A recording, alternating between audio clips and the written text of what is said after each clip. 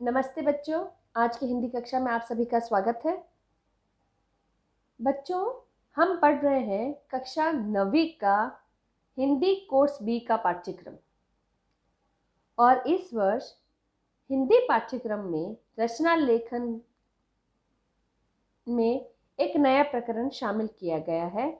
वह है संदेश लेखन, मैसेज राइटिंग। तो आज हम संदेश लेखन के बारे में जानेंगे। संदेश का सामान्य अर्थ है सूचना या कोई जानकारी, समाचार, खबर, आज्ञा या आदेश ऐसे लोगों तक पहुंचाना जो हमारे सीधे संपर्क में नहीं है। तो आइए जानते हैं संदेश लेखन के विषय में। संदेश लेखन दो प्रकार से हो सकते हैं, मौखिक रूप में और लिखित रूप में। प्राचीन काल में संदेश एक स्थान से दूसरे स्थान तक पहुंचाने के लिए कुछ संदेशवाहकों की आवश्यकता होती थी। यानी जब कोई मैसेज है तो एक स्थान से दूसरे स्थान तक पहुंचाने के लिए किसी न किसी की तो सहायता लेनी पड़ेगी। तब पशु पक्षियों के माध्यम से एक स्थान से दूसरे स्थान तक संदेश पहुंचाया जाता था, क्योंकि उस समय यातायात की इतनी सुविधा नहीं थी और यातायात के इतने साधन भी नहीं थे। तो चील, बाज, कबूतर के माध्यम से संदेश एक स्थान से दूसरे स्थान तक पहुंचाते थे। कबूतर, चील, बाज आदि के अलावा घोड़े पर सवार होकर व्यक्ति एक स्थान से दूसरे स्थान तक मैसेज पहुंचाते थे। यानी पशु पक्षियों के माध्यम से एक स्थान से दूसरे स्थान तक संदेश पहुंचाया जाता था। लेकिन वर्तमान काल में यानी चिट्ठियां हैं, फोन है, टेलीग्राम है, इनके माध्यम से संदेश पहुंचाया जाता था। लेकिन अभी का जो समय है, आज मोबाइल फोन है, ट्विटर है, फेसबुक है, इंस्टाग्राम है, इनके माध्यम से तुरंत संदेश एक स्थान से दूसरे स्थान तक पहुंच जाता है, चाहे व्यक्ति कितना ही दूर बैठा हो या पास में हो।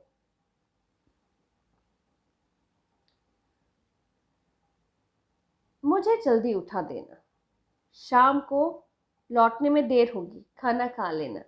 यह एक छोटे से संदेश है जो तुमने सुना होगा कि घर में पापा मम्मी को फ़ोन करके बोलते हैं, शाम को लौटने में देर होगी, खाना खा लेना।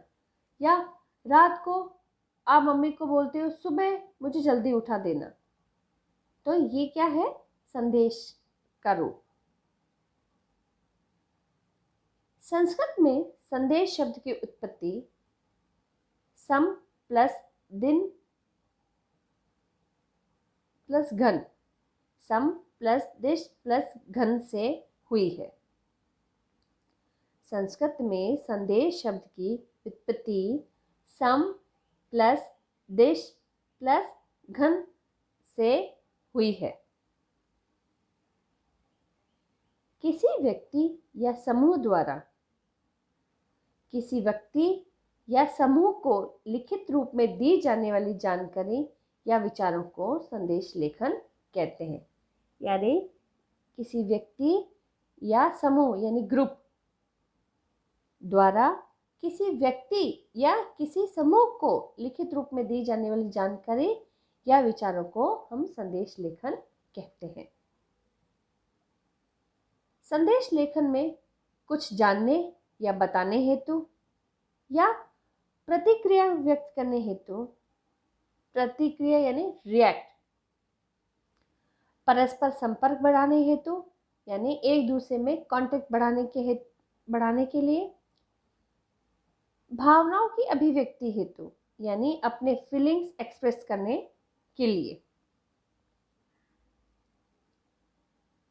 निमंत्रण देने हेतु यानी इनविटेशन देने के लिए, कार्यालय उपयोग हेतु यानी ऑफिस यूज के लिए, या फिर जनता को जागरूक करने हेतु यानी जनता यानी पब्लिक को इंफॉर्मेशन देने के लिए संदेश का प्रयोग किया जाता है।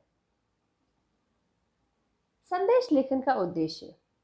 संदेश लेखन का उद्देश्य है संदेश दो व्यक्तियों के बीच में घनिष्ठता व्यक्त करने के लिए होता है।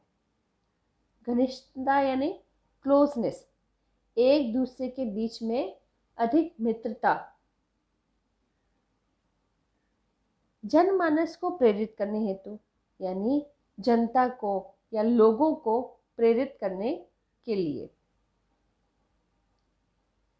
संदेश लेखन की आवश्यकता होती है। कलात्मक और रचनात्मक का उपयोग, यानी संदेश लेखन में आवश्यकता होती है कलात्मकता और रचनात्मकता का उपयोग। जब हम संदेश लेखन लिखते हैं तो उसमें क्रिएटिविटी होनी चाहिए। संदेश लेखन लिखते समय सीमित शब्दों में स्वयं को अभिव्यक्त करना होता है, यानी सीमित लिमिटेड वर्ड के अंदर हमें अपनी भावनाओं को व्यक्त करना होता है, यानी ज़्यादा वर्ड्स नहीं होने चाहिए। संदेश लेखन के अंदर 30 या 40 शब्दों में हमें अपना मैसेज कह देना चाहिए। सामाजिक जीवन धारा से जोड़ना, यानी सामाजिक जीवन से जोड़ने के लिए भी संदेश की आवश्यकता होती है। संदेश के मुख्य अंग होते हैं, यानी संदेश लेखन के मुख्य अंग है आकर्षक तत्व, यानी संदेश आकर्षक होना चाहिए, अट्रैक्टिव होना चाहिए। रचनात्मक और सृजनात्मकता का समावेश होना चाहिए। रचनात्मकता और सृजनात्मकता का समावेश होना चाहिए, यानी संदेश में क्रिएटिविटी होनी चाहिए। संदेश मुख्यतः दो प्रकार के होते हैं। संदेश मुख्यतः दो प्रकार के होते हैं या दो प्रकार से दिए जा सकते हैं, औपचारिक और अनौपचारिक। औपचारिक संदेश और अनौपचारिक संदेश।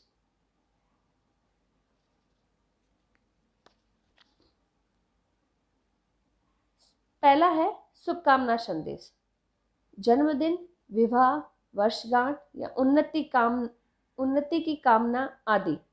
यानी अनौपचारिक संदेश के अंतर्गत शुभकामना संदेश आते हैं, जिसमें हम जन्मदिन की शुभकामनाएं दे सकते हैं, शादी या एनिवर्सरी की शुभकामनाएं दे सकते हैं, या उनके उन्नति की कामना के लिए संदेश दे सकते हैं। उन्नति की कामना यानी गुड विशेस। या कोई त्योहार, पर्व आदि हैं तो यहाँ पर भी संदेश दिए जा सकते हैं। जैसे यहाँ पर कुछ संदेशों के चित्र दिए गए हैं, देखिए। गणपति बप्पा मोरया, यानी गणेश चतुर्थी के दिन यानी त्योहार पर, पर्व पर एक दूसरे को गणेश चतुर्थी की शुभकामनाएं दी जा रही है। ईद के पावन अवसर पर ईद मुबारक की शुभकामनाएं दी जा रही है। स्वतंत्रता दिवस पर भी स्वतंत्रता दिवस की शुभकामनाएं दी जा रही है, यानी शुभकामना संदेश दिया जा रहा है। विशेष अवसरों पर संदेश, जैसे महिला दिवस है, सुभाष चंद्र बोस जयंती है, दीपावली है, होली है, हमारे राष्ट्रीय पर्व हैं, या किसी का बर्थडे है, किसी ने कुछ अचीव कर लिया है, किसी को अच्छी नौकरी मिल गई है, किसी ने कोई कंपटीशन जीत लिया है, तो ये सब क्या है? ये संदेश है जो एक व्यक्ति दूसरे व्यक्ति को देता है। संदेश लेखन दो प्रकार के होते हैं, यानी अभी बताया था संदेश लेखन दो प्रकार के होते हैं, औपचारिक और अनौपचारिक। तो औपचारिक रूप में संदेश लिखने के लिए भी एक प्रारूप होता है, यानी एक फॉर्मेट होता है, और अनौपचारिक संदेश लिखने के लिए भी एक फॉर्मेट होता है। अनौपचारिक प्रारूप के अंतर्गत अनौपचारिक संदेश हम मित्र, अपने प्रिय व्यक्तियों, सगे संबंधियों या परिचितों को भेजते हैं। और अनौपचारिक संदेश हम अपने प्रिय मित्रों, रिश्तेदारों, सगे संबंधियों एवं परिचितों को भेजते हैं। और औपचारिक प्रारूप के अंतर्गत या औपचारिक संदेश के अंतर्गत हम ऑफिस वर्क या ज़्यादा जान पहचान नहीं है, हम उन लोगों को औपचारिक संदेश भेजते हैं। तो अनौपचारिक और औपचारिक दोनों ही रूप में लिखने के लिए संदेश लिखने का एक प्रारूप होता है। तो पहला है औपचारिक संदेश लिखने का प्रारूप। यहाँ देखिए बच्चों, एक फॉर्मेट दिया गया है संदेश लिखने के लिए, चाहे वो औपचारिक हो या अनौपचारिक हो। सबसे पहले एक बॉक्स बनाया जाता है। क्या बनाया जाता है? बॉक्स। फिर उसमें सबसे ऊपर लिखा जाता है संदेश। फिर बाईं तरफ दिनांक, यानी जिस दिन जो संदेश आपको लिखना है। दाईं तरफ समय, यानी टाइम, यानी जिस समय संदेश लिखा जा रहा है। फिर आता है अभिवादन या संबोधन, यानी औपचारिक पत्र अगर हम अपने बड़ों को लिखते हैं तो आदर सूचक शब्दों का प्रयोग किया जाता है, जैसे आदरणीय, पूज्य आदि। और हमारे बराबर के या हमसे छोटे, हमारे मित्र या हमारे छोटे भाई बहन या दोस्त आदि हैं, तो हम इन्हें प्रिय कहकर संबोधित कर सकते हैं। फिर आता है हमारा संदेश। जो संदेश हमें देना है वह संदेश हमें बीच में यानी संबोधन के बाद में लिखना चाहिए। ध्यान रखें, संदेश लेखन में ज़्यादा बढ़ा चढ़ाकर नहीं लिखा जाता। संदेश लेखन 30 या 40 शब्दों में ही लिखा जाता है, यानी संदेश लेखन की सीमा होती है 30 या 40 शब्द। संदेश लेखन के बाद यहाँ पर क ख ग दिया है, क ख ग की जगह लिखा जाता है आपका नाम, यानी संदेश लिखने वाले का नाम। फिर दूसरा है अनौपचारिक। अनौपचारिक संदेश के अंदर भी सबसे पहले हमें बॉक्स बनाना चाहिए और उसमें भी अभिवादन या संबोधन, यानी हम किसे लिख रहे हैं। बड़े हैं तो अनौपचारिक हम रिश्तेदारों को नहीं लिख रहे। अनौपचारिक पत्र हम ऑफिशियली होते हैं, यानी अनौपचारिक संदेश हम ऑफिशियली लिखते हैं। तो यहाँ पर अभिवादन, डियर सर, मान्यवर, महोदय आदि लिखा जाता है, यानी आदि डियर, इंग्लिश में डियर, महोदय, मान्यवर आदि शब्दों से संबोधित किया जाता है। और फिर उसके बाद संबोधन के बाद जो संदेश है उस संदेश को लिखा जाता है। और फिर संदेश लिखने के बाद अपना नाम, यानी संदेश लिखने वाले का नाम दिया जाता है या लिखा जाता है।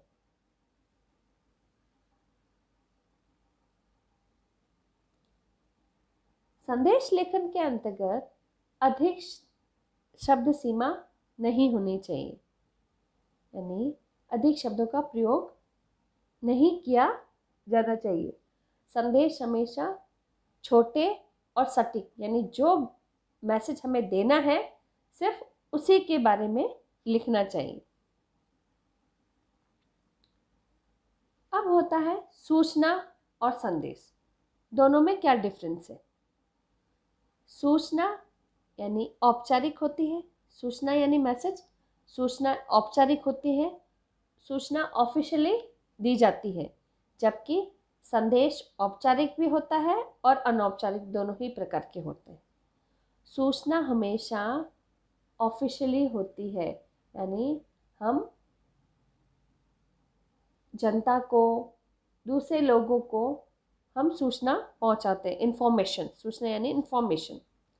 और संदेश यानी औपचारिक और अनौपचारिक दोनों ही प्रकार के होते हैं। यानी संदेश हम अपने नाते रिश्तेदारों, प्रिय बंधुजनों को भी लिख सकते हैं और उन्हें भी लिख सकते हैं जिन्हें हम जानते नहीं हैं, यानी ऑफिशियली भी हो सकते हैं। सूचना अधिकतर सार्वजनिक होती है। सूचना अधिकतर सार्वजनिक होती है।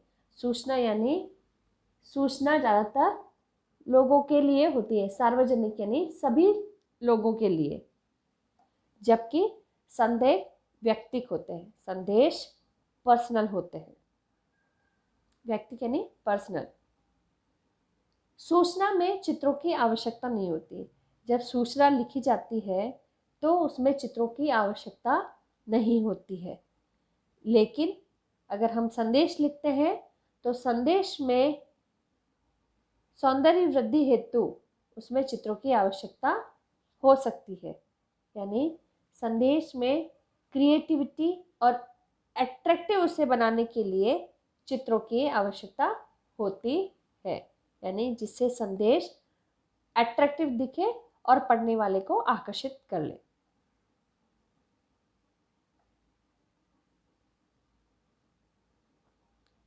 सूचना की लेखन शैली कार्यालय और औपचारिक होती है।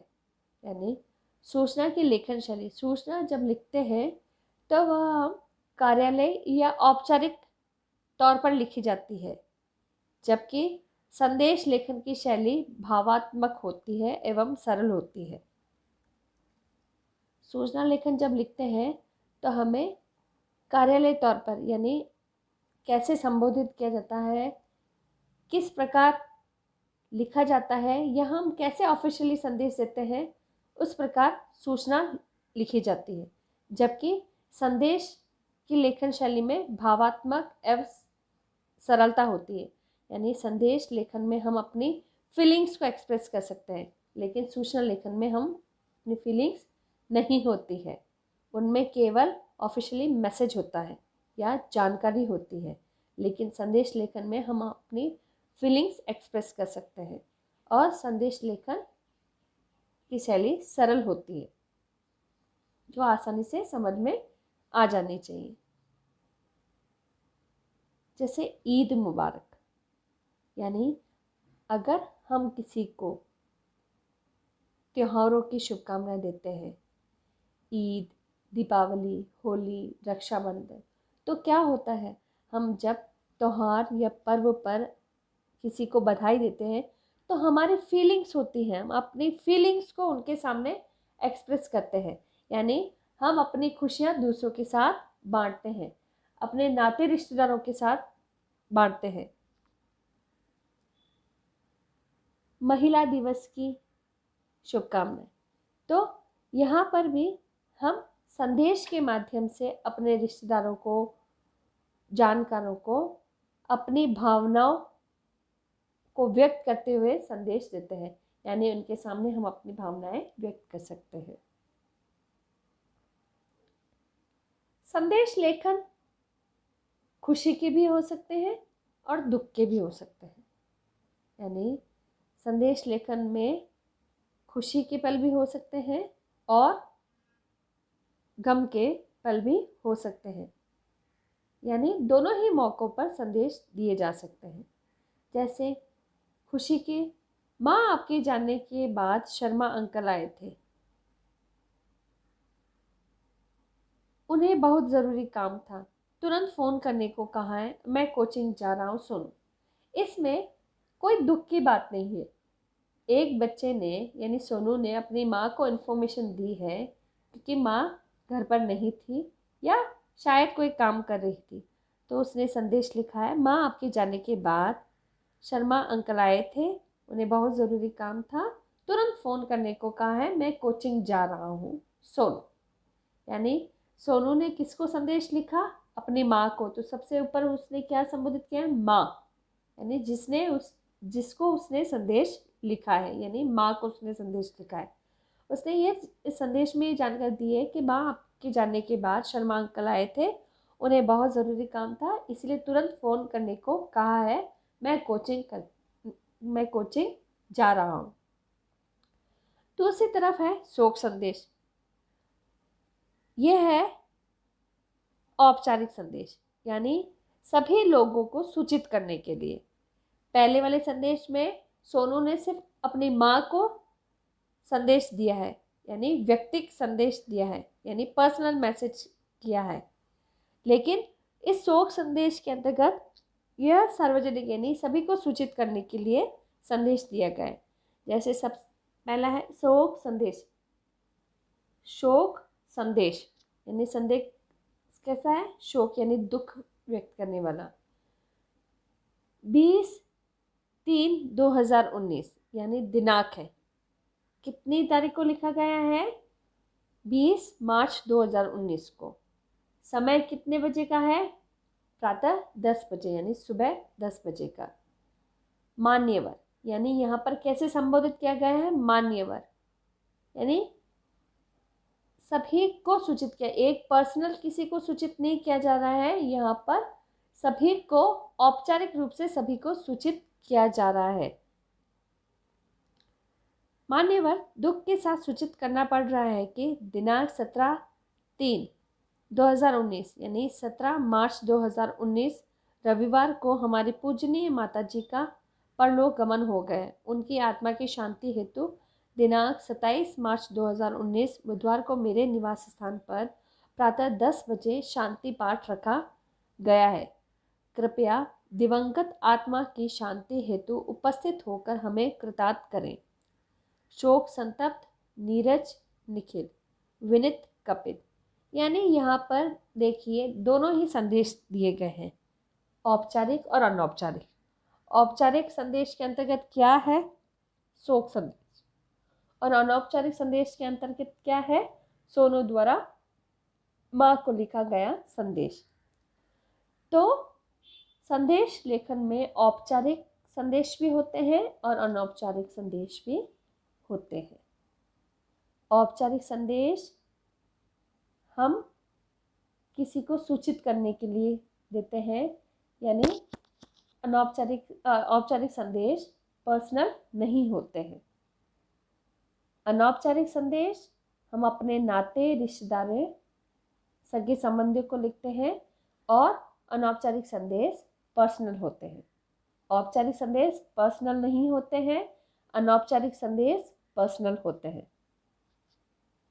तो बच्चों, आशा है कि आज आपको संदेश लेखन समझ में आ गया होगा।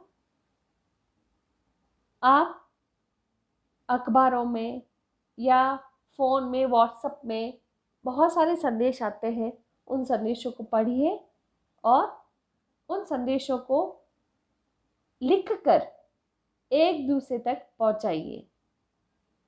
इससे आपको संदेश कैसे लिखा जाता है, संदेश लिखना क्यों ज़रूरी है, ये सभी समझ में आ जाएगा। तो आज के लिए इतना ही काफ़ी है बच्चों। धन्यवाद।